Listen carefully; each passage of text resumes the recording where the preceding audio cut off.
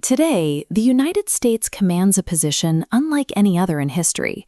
It controls the world's most formidable military, drives the largest single economy, and issues the dollar, the currency that dictates global trade. But that absolute dominance is facing a serious test. Beijing is rapidly mobilizing its vast resources, launching aggressive trade maneuvers, and actively challenging the long-held American grip on the international order. This impending clash forces us to look backward and ask a critical question. Did the United States stumble into its status as a global superpower through sheer geographic luck? Or is its dominance the result of a deliberate, centuries-long obsession with expansion? To understand how this modern rivalry might play out, we have to recognize that the very concept of America was a total accident.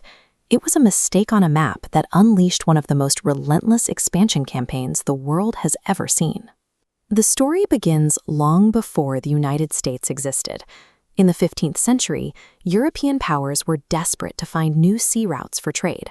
Portugal's Prince Henry the Navigator pioneered this push, mapping uncharted waters and pushing ships further than they had ever gone. That naval momentum led a Spanish-funded sailor named Christopher Columbus to set out for India in 1492. He never made it to India.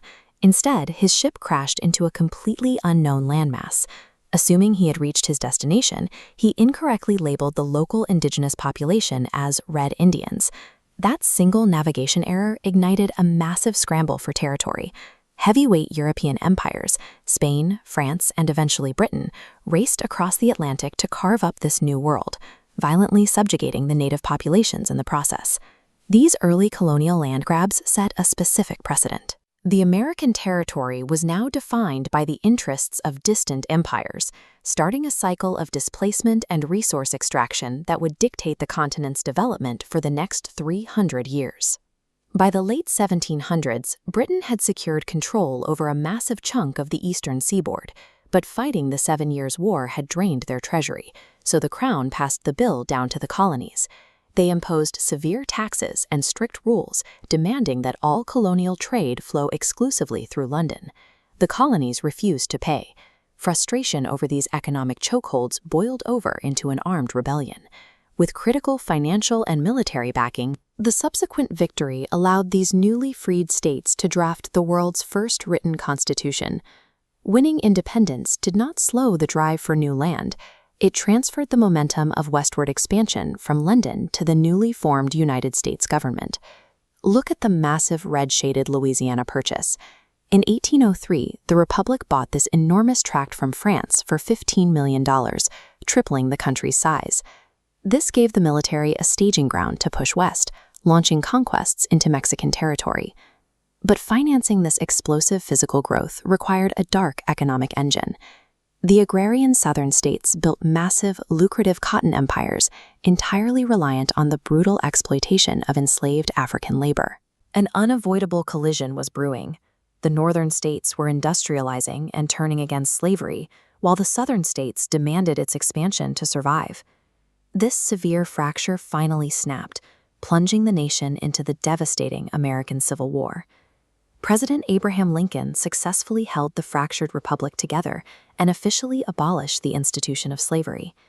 Yet the deep racial wounds inflicted during those early centuries continue to drive massive social and political movements in America today. By surviving this internal crisis, the United States emerged as a unified industrial power. It was now a battle-tested state, positioned to project its influence far beyond its own borders. While the great powers of Europe spent the early 20th century bombing each other into ruins, America sat thousands of miles away, completely shielded by the immense moats of the Atlantic and Pacific Oceans. That geographic safety net vanished during World War II. The devastating surprise attack on Pearl Harbor forced the slumbering American industrial machine to wake up and deploy its full military might across the globe.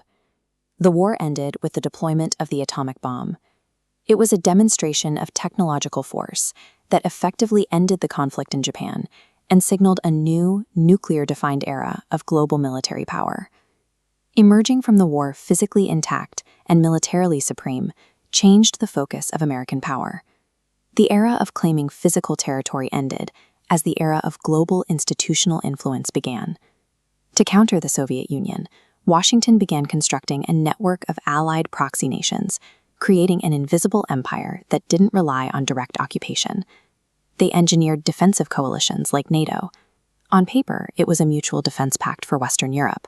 In practice, it permanently integrated European militaries under American strategic command. Simultaneously, they built the financial infrastructure of the modern world. Institutions like the World Bank and the IMF were established to fund post-war reconstruction, systematically binding the global economy to the strength of the US dollar. This strategy of institutional integration gave the United States a way to guide the economic and internal policies of its allies. It achieved a level of global control that traditional colonization never could. Fast forward to the present day, and the architecture of that invisible empire is completely intact. The U.S. operates hundreds of military bases worldwide and uses its immense diplomatic leverage to secure its interests on every continent. Yet Beijing has spent the last few decades taking detailed notes. China is now deploying those exact same economic and institutional tactics, building global infrastructure and wielding financial leverage to aggressively challenge American supremacy. The days of marching infantry across a border to seize a cotton field are over. Today's battles are fought in the invisible arenas of complex trade tariffs, semiconductor bans, and technological arms races. We are watching the collision of two massive geopolitical forces, and it forces us to wonder, has the relentless American expansion engine finally hit a wall, or is the world's oldest democracy simply gearing up for its next evolution?